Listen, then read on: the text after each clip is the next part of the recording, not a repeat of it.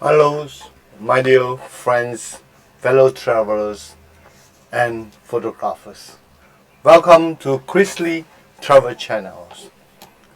In today's episode, I'm going to share with you a very beautiful, joyful, and scenic spot of my travel journey to Northern Xinjiang, China.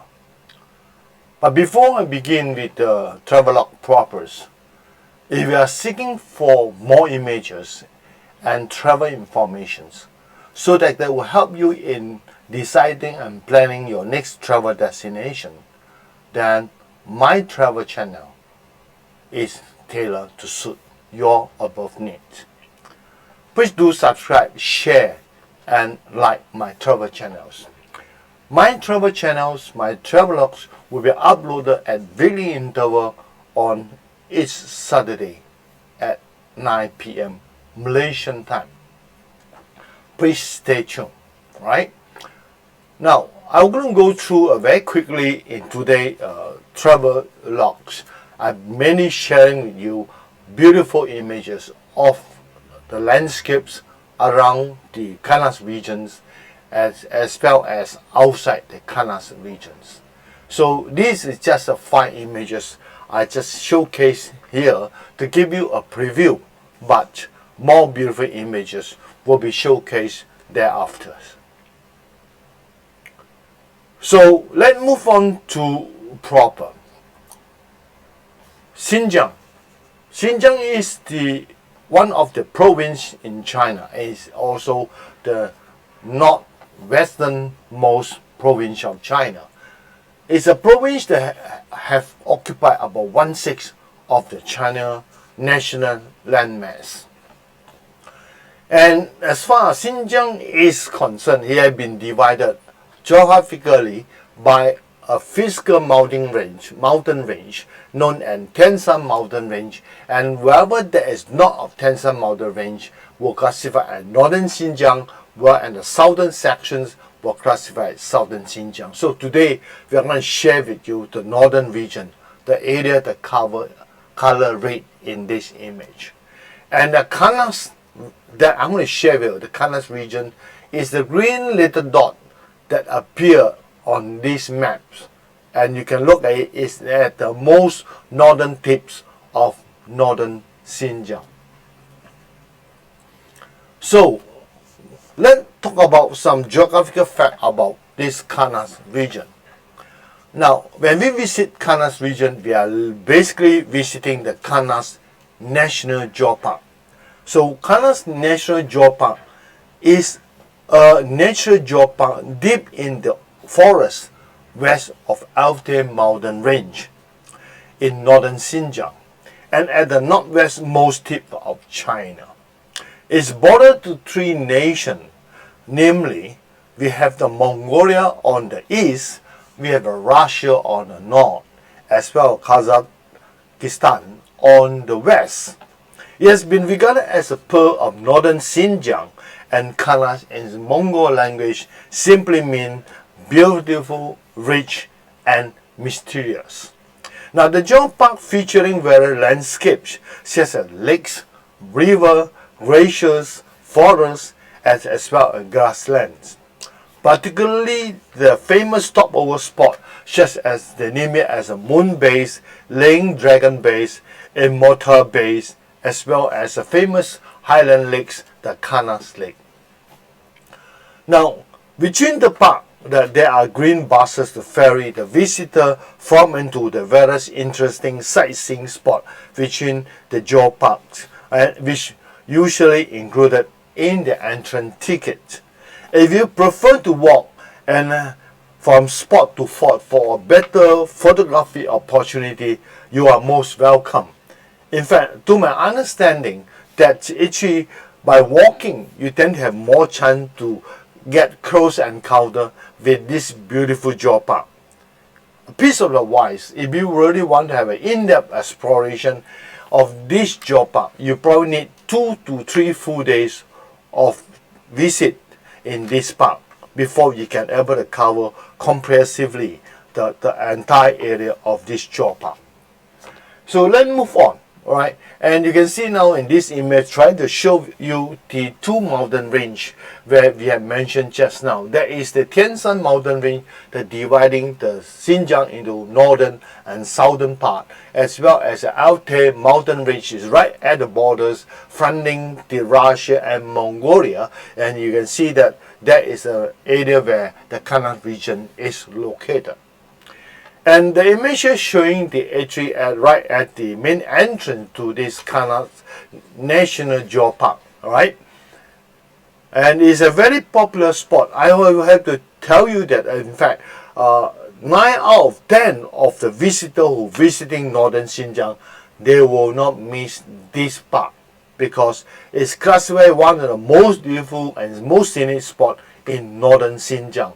They have a plenty to offer to visit, particularly the natural landscape. And let's start off with our visit to this Kanas region on the Kanas Lake. Now, there's a very popular folk tales of saying that there's a presence of lake monster beneath the Kanas lakes. Of course, that during our visit, you could not spot any lake monster. In fact, from a check on the website, and he showed actually that the scientists had done quite in-depth study according to what the folk tales from the local, and they found that actually there's no such thing as a lake monster. The one of the most possibility is there's presence of a gigantic size fish. And they were saying that that size of the fish was close to, the species of that fish was close to 2 meters in length. And this could be the reason when the fish swims on the surface of the lake itself, from far, it looked like a monster. Right? But anyway, it's safe, right, to visit this Kanas Lake. And this is the scenery around the Kanas Lake. And these images was actually taken while we are climbing a 1,000 step, a wooden path at main hill leading to viewing platforms on top hill, whereby allow the visitor to have a panoramic view of the Kanas Lake. This is at the mid hill while climbing the step, and I managed to get these images. And this back to the lake level, right? And this is the view around at another corner of the lakes. You can see they have building some beautiful walking path also next to the lakes. And this basically is the wooden path that the step that's about close to 1,000 steps that we climb to reach the viewing platform. I took this from the side, you know. And this is one of the very popular stopover spot between the Kanas region, and it's named Moon Base. And you can see that we visit this Kanas Geopark 2 days. Supposed to be only a single day of visit, but because the next day of visit to another traditional village called Hermu, right, was actually because of the snow on the previous days before our arrival that have caused the access route to the Hermu village was closed to visitor. And unfortunately we have to curtail our journey to Hermu, and then we actually lengthen our stay in this Kanas Geopark, and therefore we have a chance to visit the Geopark the next day, right? And our visit the first day was more toward the afternoon. Excuse me. Then in the next day were more on the morning. So the images thereafter I'm going to share with you. You will see two different scenes, where a scene were completely free of any mist or fogs. These are actually taken in the afternoon on the day one, where the scene will have a very foggy, very misty look itself. It's a scene that I've taken during the early morning on the second day of my visit. So please enjoy the images thereafter I'm going to share with you. And the rivers, the color of the waters actually it changed according to the the sunlight, And at a certain day of the time of the day, we found that it looked like it's more in greenish color. Then in certain time of the day, it looked like it's more toward bluish in color, as seen in some of my images that I'm going to share with you. And our visit to this Kanas region basically is during the month of autumns, and is in the month of October. If you correctly can remember, it's in the third weeks of October. Even in the third week of October, in fact, the snowfall had been recorded in Northern Xinjiang as early as even late September. So these are the images, some of a closer shot of the scene surrounding or around the moon base.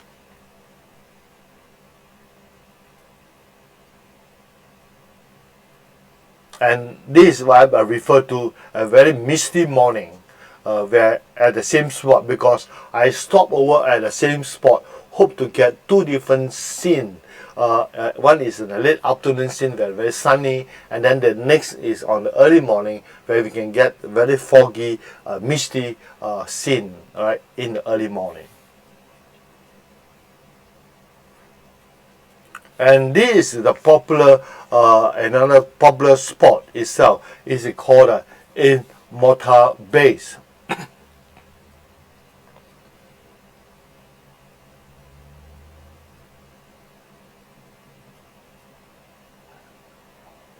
So these are all taken earlier image during a misty morning, and this was taken during the first day in the afternoon. And happened to be that during our visit, we realized that we cannot get close to the lake or the river, and actually there's a fan prevent us from get close.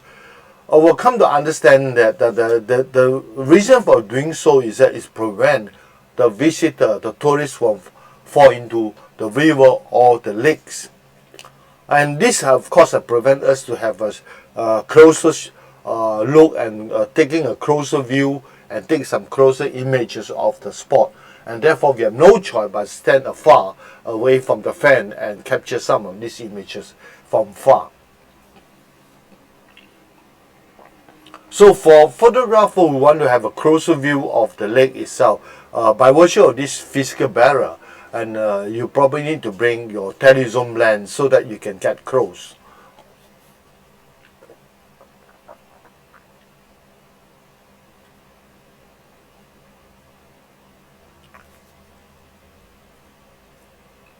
When visiting in this part of the Geopark, as I said earlier, we have to visit from spot to spot, and the distance between the two spots is not close. Sometimes it could be even half a kilometer or even a kilometer away.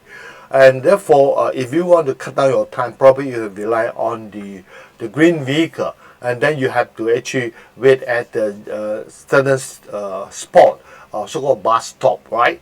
And a piece of advice is that, during the late afternoon, just before the close of the gate of the Geopark itself, getting the bus back to the main entrance could be a problem.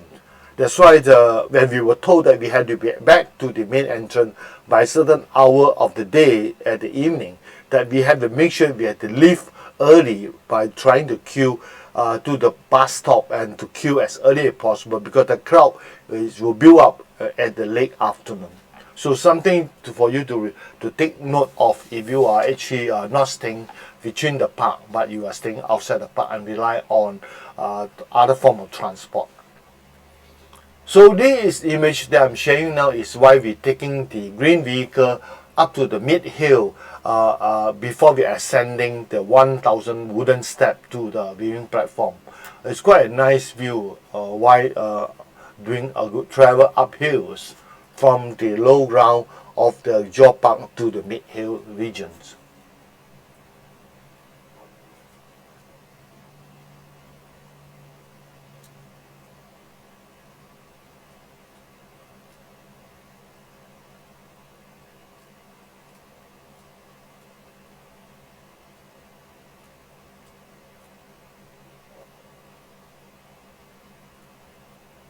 And I happened to notice that this beautiful house was built between this beautiful Geopark. Uh, if it's a rest house, then putting a night over here definitely is best, because I think you have the best scenery and best environment. I'm not sure whether it is for rent or it's actually a rest house or not, but it's a beauty blend into the surrounding, and I capture this image. And after our visit of almost 2 days in this Geopark, then we also make a point that we do not miss out the beautiful landscape outside the Geopark and the surrounding area. So from now on, I'm going to share with you much more images, beautiful images of the landscape images taken while we are outside the Geopark, while we are traveling from Berquin, the town, and all the way to Kanas region. Then along the way, we did make quite a number of stops along the roadside. One, we found some good spot for landscape photography. And of course, we managed to put a stop near to a settlement. I think this settlement is only probably temporary. As I say, all these nomadic tribe men, they're shifting, they basically they can shift the yak, but dismantle within the day, even within hours, and they put on the camel, they can move on to the next place. So they always build their yak near to a water source and in a beautiful surrounding, So we did stop by to get close to this resident locally. And the tribe, if I'm not mistaken, is Kazakhs. And we met this lady, and she's trying to explain to us that what she's doing now is open up the cover, because at the top of this yard there's opening. So in the daytime they will remove the cover, the covering cloth, and to allow sunlight to penetrate and go into the inner interior part of the yard, right? The tents, basically we call it tent. And then in the night itself they will cover up again. So then you can see that this is a scene that taken nearby. And this scene was taken while we are in midway, and you can find that suddenly we stop at this corner taking some beautiful landscape of the grassland. Then suddenly the weather changed. You can see the crowd. The thick crowd was just approaching us, cover up all our access route. From far you can see totally, you can't see anything at all. This is exactly what is happening when you're visiting in this part of the world, that the weather change very drastically within 10 to 20 minutes. You can feel from a sunny environment to a very misty or even very cloudy conditions. And this is actually the grassland, the highland, high grasslands. You can't find any sheep around, because as I mentioned earlier that in my earlier episode itself, when close to the month of October and November, when the weather get very chilly, particularly even at this point of time, our visit itself is snowfall, and also at night the temperature have dropped below 0 degree. So this nomadic tribe, who stay in the yard, they would then migrate and move all the belonging plus all their domestic animal to a lower ground where the weather is warmer. So the process of moving from highland to lowland is, I term it as animal migration. And as far as concerned, in China, they name it 转场. But if you have not followed my earlier episode, then please go and follow. I will go to my episode number 1. There is actually, I am sharing the feature of this animal migration in my first episode. And the place where we stop over to take this landscape photo is basically quite near the snow line, quite just below the snow line. You can see most of the peak around us have been snow-capped, right? At this point of time, we still managed to see a sunny day, but of course, the sky had been slowly covered by cloud.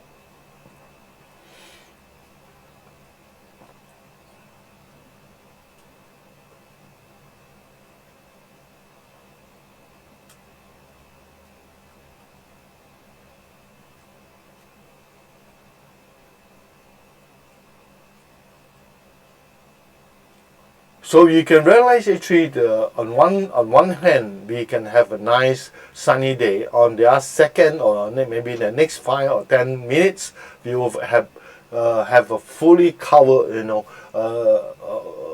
scene whereby you can see that with thick mist or even a thick cloud. Yeah, like the scene now I share with you is about the rain. And the temperature, the temperature dropped drastically, and therefore it's a good reminder for traveler visiting this part of the world that make sure you always bring along or take warm jacket with you. This is the grasslands.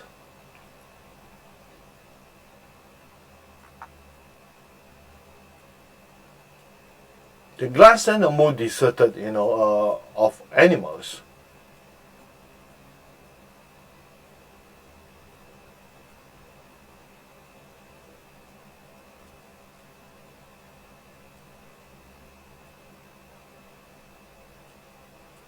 And this image was taken at my hotel windows, and we put a night nearby.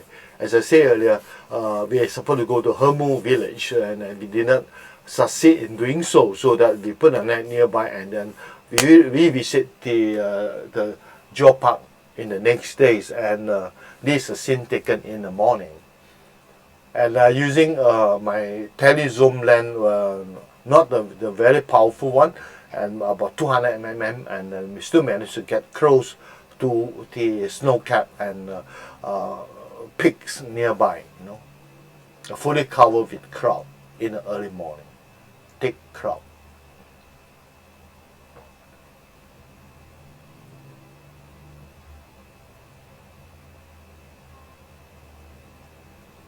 And we are fortunate during our visit that we have a chance to experience not only the autumn scene, at the same time we also have a chance to experience the winter scene, and you can see that at certain time of the day, or even at certain spot or where we stop over, we are literally was actually above the snow line, and we literally step on a snow covered grass area. So all these following images, you can see that is reflect a scene very much close to winter scene.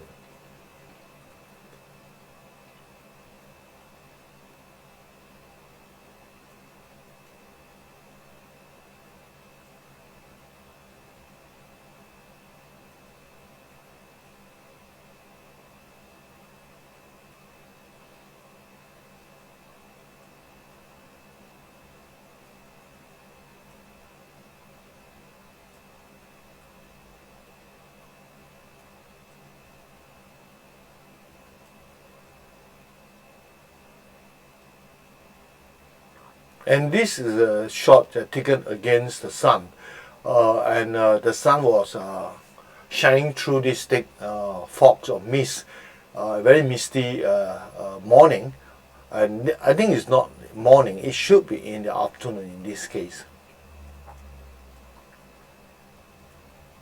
The feel is very much different. You can see that you have all sort of scene you can able to capture around this region due to drastic change in the weather and the surrounding conditions.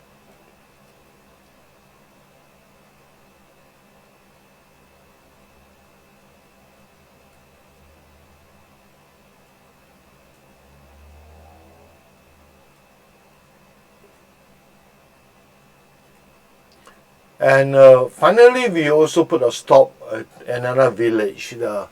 And in this village itself, we are actually having our lunch. And I should say that the most people, you have an opportunity to visit Northern Xinjiang, you should not miss out a very important local cuisine. There's actually the roast whole lamb. And we did pick our lambs here, and then we have a whole lamb meal prepared, and shared by all the travel mates. And I still remember it cost us about 1,000 plus ringgits for this whole ram, the roasted whole ram in this area, and was cooked by the local for our lunch. And we managed to also, because of that, while waiting for lunch to be served, we managed to roam around in this area for about, I think, 3 hours, and we managed to capture quite a good scenery of this settlement.